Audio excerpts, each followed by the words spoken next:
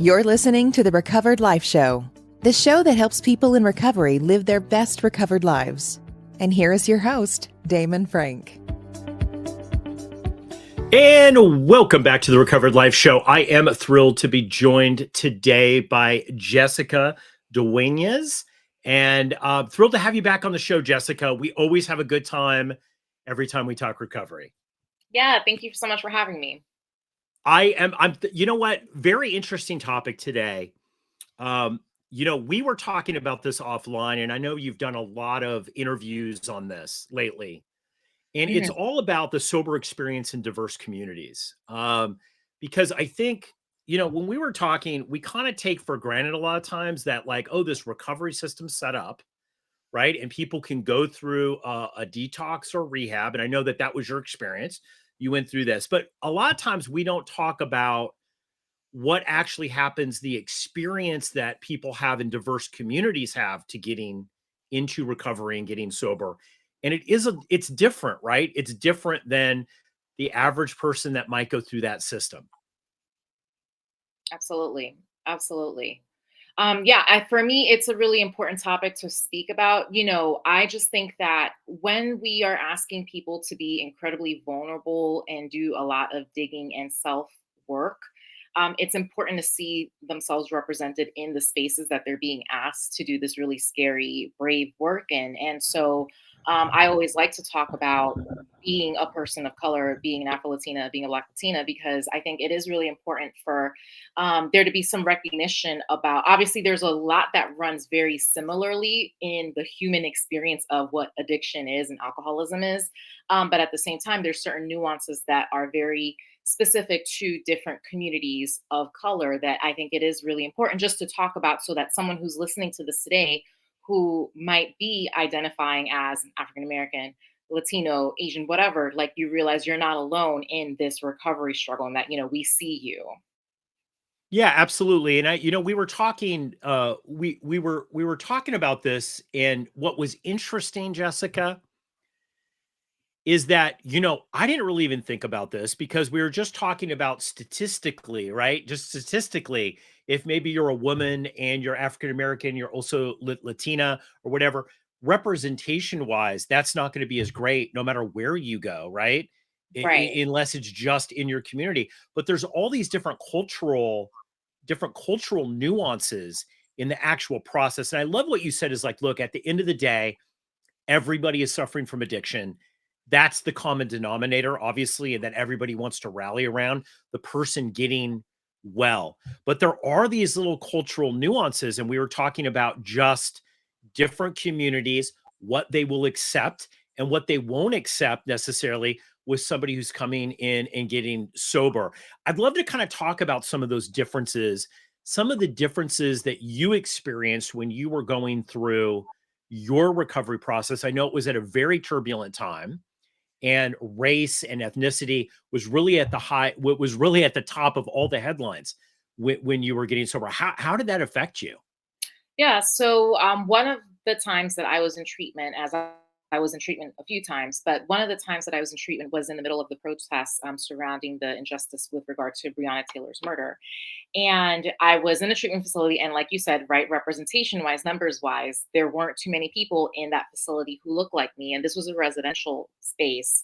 And I was actually, we could see the news on in the common area TV, and I was anxious because I was in Louisville, Kentucky, and I was a part of the African American community there. And I knew people that I loved very much who were actively protesting, students' families, things like that. And when I started to talk about it, I was asked to stop talking about the topic because it was an outside issue.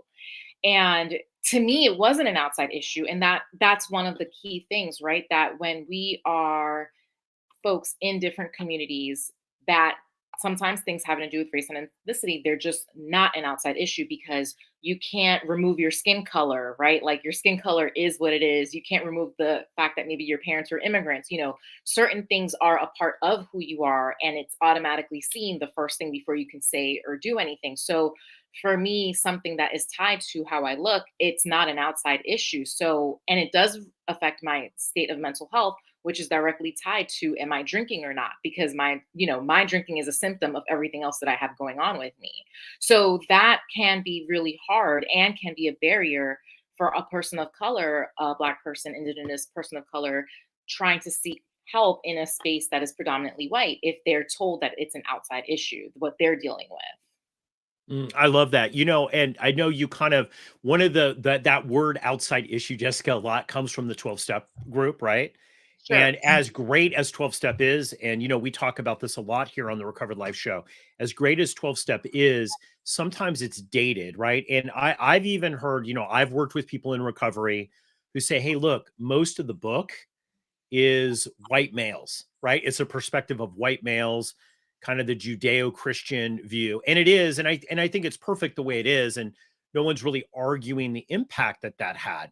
But I think, how does somebody who wants to get sober that doesn't see their experience reflected in the big book, right? It's tougher. It's tougher for them. And I think one of the things that I've noticed in 12 step is even in diverse communities, when you go to meetings, they're primarily people, older white males like me, that are, that are running those meetings. And that's great. And I think that that's good. And people want to be of service, but I think it's really being able to build up communities within that community, 12 step community as well, so that people that are coming in that don't see themselves, they don't hear their story, right? Have access to somebody where their stories might be culturally similar. Yeah, I mean, that's a great point. So, where I was in Louisville, there was some diversity in 12 step meetings, right? So, there did exist some affinity groups within the 12 step program that allowed folks to find others like themselves. But, that's because Louisville, it's a small city, but it's pretty diverse. But, if you're looking across the country and you have other spaces that just aren't like that, that's going to be really hard for a person to do. And essentially, what a person of color, a Black or brown person might be having to do in that case is, well, do I leave my outside issue at the door because I really want to be in this space? Or do I need to seek an alternative? And I think that that's where things get tricky because let's say if you're in treatment, the only thing that is taught to you in treatment facilities for the most part is the 12 step program. So, we know today that there's way more resources out there. But when you're in that triage state, that you're needing to stop drinking to save your life, the only thing that's usually presented to you is a 12 step program, which can be incredibly helpful. But that's asking you to check a lot of things at the door that are not so easily compartmentalized for a Black person, a Latino person, another person of color. So, I think like one thing I feel like, I wish treatment facilities would open up. I know like with Recovered Life, we're starting to open up some partnerships with treatment facilities because we need to have the diverse routes to recovery, right? So that people can, if they don't want to, which they shouldn't have to, leave their issues at the door, they should be able to show up fully as themselves and have like culturally relevant recovery experiences as well. Yeah. Yeah. And I agree with you. I think the thing is with the model of a 12 step program, this is just, my opinion, and the model of a 12 step program, Jessica, I think, um, has its limitations. And I understand why they don't want outside issues. I really do. Like when you dig into the literature, and I think we also have to put some perspective on this too. No one would critique a phone that they're using that was built in 1930, right? They'd Right. understand that in 1930 there was only so much, they only had access to so much. They just didn't have the awareness to have a cell phone. Most people thought you're going to walk around with a phone that's going to be wireless. It's like that's just not going to happen, right? But Right. now we know a lot. We know a lot more, and I think the you know the idea of not having outside issues, and I've seen this firsthand, is that people of different political parties will come in and they'll say things that will offend maybe somebody that wants to get sober that's not of that political party, right? They don't feel welcome. And I get that the core is addiction, but also if you don't hear your story, this has been my personal experience working with people in 12 step groups. If they don't hear their story, they're not going to stay because they don't think it's going to fit. And there is that story in 12 step groups, right? There are people out there that have lived your life and are telling your story. It's just how do you access them in the format? And I agree with you, like Recovered Life, we're putting together these things that are, I guess you would call them affinity groups almost, people that tell a certain type of story that can relate. What was your biggest thing, Jessica, with how did you how was your communication with this? Because I understand people are communicating to you and they're putting boundaries up saying like we're not going to talk about this or that's an outside issue. How does the person that's recovering that is in a diverse community, what are they feeling inside? Because I think this is an important question because a lot of times I think people want to help but they just don't know how to help, right? They just don't know how. Sure. I mean, I think the biggest thing for me when I'm in a space and I have to silence a part of myself, the immediate thought is, well, I guess I don't matter, you know? And when once you kind of like let that programming sink into your head, it's very easy to check out. And I think, and that's what becomes dangerous, right? Because again, if connection is the opposite of addiction and you're in a space but you don't truly feel connected, what foundation are you giving yourself to fight this addiction that you're dealing with? And so I really feel like that's essentially what starts to happen when you don't see yourself represented. You don't see someone, well, even if you don't see yourself, but you don't let yourself, you're not allowed to feel heard and listened to and honored. There is that wall that happens, and then that becomes that barrier to the recovery piece. Um, Pretty much, that's what I would say. You know what, I love that. When we come back from the break, Jessica, I want to dive into how you have built community because I think this is really important because anybody who's listening to this that feels what you just expressed, right? Like, hey, I walk in, it might even be therapy. Like, look, therapists sometimes are all the same, right? Like, so if they're in this situation, they're sitting there and they're like, you know what, I'm just not connecting with people. I just feel kind of like I'm an outsider. How you've been able to do it, some important strategies that you've been able to do to kind of overcome this and really craft the recovery that you wanted. So we're going to jump into this after this quick break. Are you tired of feeling controlled by disordered eating patterns? Now is the time to take action and break free from these harmful habits. Haven Joe Beck, a disordered eating coach, is here to help. Join Haven's weekly group coaching and peer support sessions every Saturday at 8 a.m. Pacific. Share your experiences, learn from others, and gain the tools and strategies you need to overcome your disordered eating patterns. Don't wait any longer to take the first steps towards a happier, healthier life. Sign up now by visiting recoveredlife.us and clicking on Find My Group. Don't let disordered eating patterns control your life any longer. Join us now and start your journey to recovery.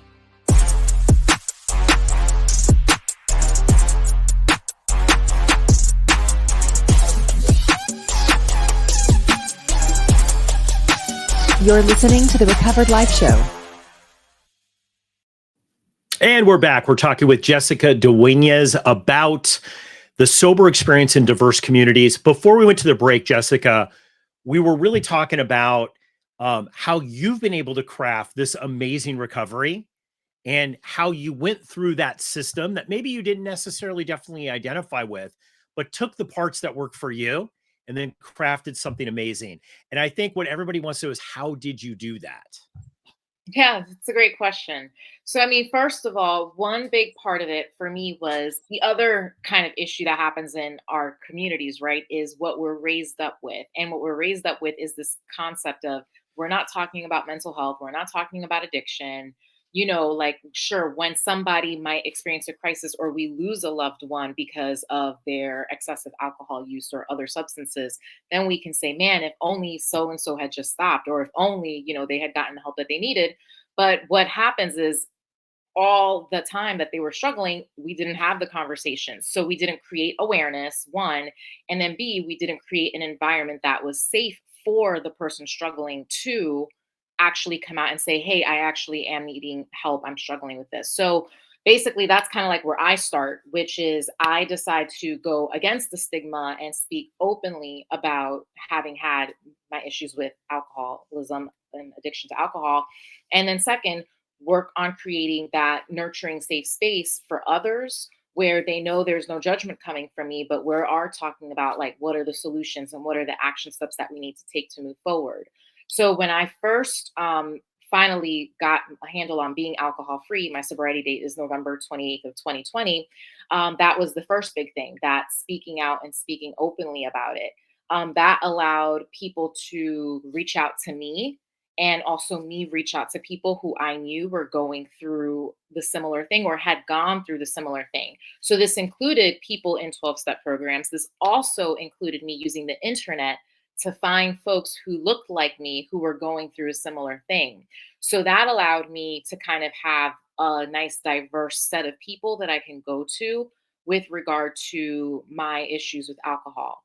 The other thing too, I found a therapist, and my therapist was a Black woman at the time. So I found a therapist who knew exactly what my cultural upbringing was like, so that as I was dealing with the core issues, she already knew. I didn't have to explain it to her. I didn't have to do anything extra for her to get where I was coming from. So that made accessing therapy very easily. And then also, again, in terms of participating in support groups, a diversity of groups. In some groups, I was the only one looking like myself. And then in other groups I would participate in, there were other women who looked like me. So really, it did take work in terms of finding the people who look like me, but it wasn't that much work, right? Like, you create an Instagram. I used the Instagram handle I already had, and you start putting in hashtags and you start looking at accounts that resonate with you, and just having the courage to say, hey, I just want to introduce myself. Like, I'm Jessica.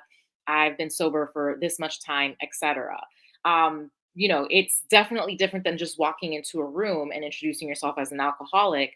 But I think that one thing that we need to do is trust ourselves a little bit more. And when we see someone who's reflecting something that is appealing to us, just reaching out and saying, hey. Mhm. And that can lead to a really great connection that at this point, people have become my genuine friends who I've like traveled to see or have traveled to come visit me, things like that. And you don't need a ton of friends, you don't need a ton of people, but you just need a few good folks that you have in your corner. And that makes all the difference. So that's really how I made it work for me. Basically fighting the stigma, saying F that stigma, like, I need to do this for myself to heal, because I don't want someone at my funeral one day saying, man, if only Jessica had, or if only we had. We're not doing if only at my funeral. Like, no, that's it. Yeah, I love that. And I think we were talking too is like why I wanted to do this episode and why I think this episode's great actually for people to watch that aren't in a diverse community. You might be working with somebody that is in a diverse community. And I shared with you that I did about a situation that happened to me where just a simple, just a simple, trying to help somebody who had asked for advice about how to share with their extended family that they were sober, that they didn't drink. And when I said, well, do it this way or whatever, what came back is like, hey, culturally, I can't, that's not going to work. Right. Like they're not good. They're going to perceive me as this and this and this. And I've even noticed, Jessica, honestly, like I got sober in the early 90s. I've noticed just in my family, the concept of mental health, the concept of addiction has shifted quite a bit. And I think it's shifting everywhere, honestly. And that's a great thing.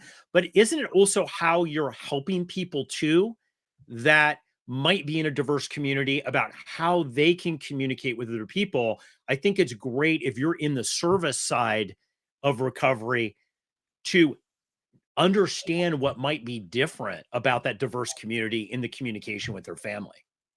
Right. Exactly. And I think also just being honest, and like, if you don't know, just ask, right? Like, it's okay to not know what is correct if you're open to learning.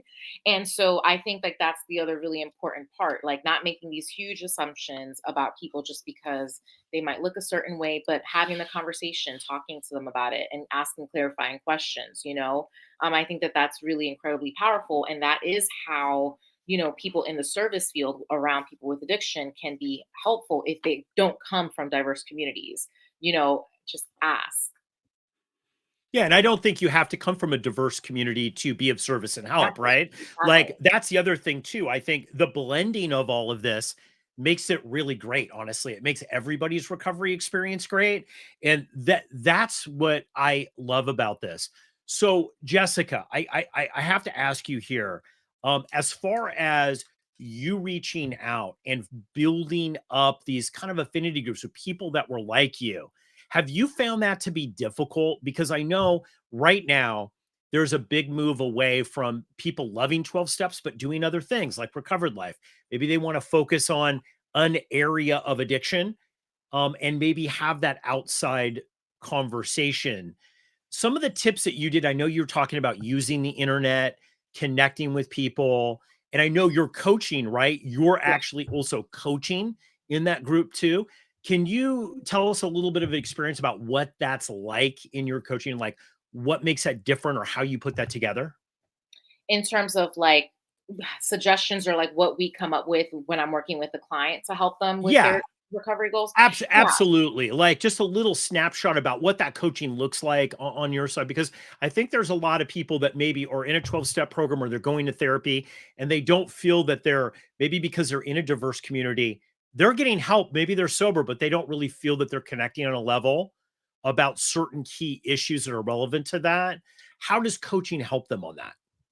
Yeah. So, I mean, I think the really important thing with coaching is that it's so individualized and it's not a prescription. So, when you look at a 12-step program, right, you have literally the 12 steps. And obviously, there's some wiggle room in how it looks depending on like who your sponsor is or whatever.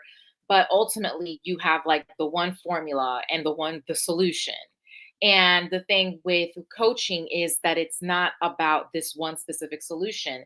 It's also like when we're looking at drinking in coaching, we're looking at drinking as it's a symptom of whatever else you've got going on. So essentially, we're looking more so at your whole life and coming up with the goals on your day to day. Like, what is it that you want your day to day to look like that it's not looking like, and how can we get you there? Because when you're content with your day to day, when you feel good about your actual life and what you're doing and what you're accomplishing, you're not going to want to drink. So it's not so much, to me, coaching with me is not about not drinking. It's about how do we make your quality of life a good one so that drinking isn't what you're going to. So we're not, that's basically like the biggest focus there. And, it's not prescriptive. It's not me telling you what to do. It's us looking at what are you trying to accomplish? How can we get you there? What are the barriers that are stopping you from getting there? And let's come up with ways to overcome those barriers. So I would say that's pretty much the biggest difference between working, say, with a coach like me versus the 12-step program. You know what? I've seen an explosion of over the time that I've been sober, Jessica, which is amazing. I actually would say that like the diverse communities in recovery actually have really spearheaded the coaching experience because they were looking for something, right, that they weren't finding in the day-to-day recovery. So I totally applaud that. Now, in Recovered Life, we're really trying to dial in on that to be able to provide that coaching experience. So guys, treat yourself. Jessica's got a way that you can, set up a free call with her on Recovered Life. We're going to put a link to that there. Have a conversation with you. I just look at coaching as such a time compression play, right? Instead of trying to like figure out, like, I remember just shopping 12-step groups and, shopping to try to kind of figure out the direction. What I really love about coaching is such a time compression that you could just find a coach that you like to work with and they can put together a plan that you can start executing and they can Yeah. make you accountable for that execution. I just love that. So Mhm. definitely guys, check out Jessica on Recovered Life. We'll put the links in. Thanks so much for coming on the show to talk with us about this today, Jessica. Yeah. Thanks so much for having me. Super. Always love being on the show. Can't wait to have you on next time. Thanks so much. Thank you. Keep the conversation going. Join Recovered Life, a community of like-minded people who are looking to live their best recovered lives. Membership is free, and you can apply at recoveredlife.us.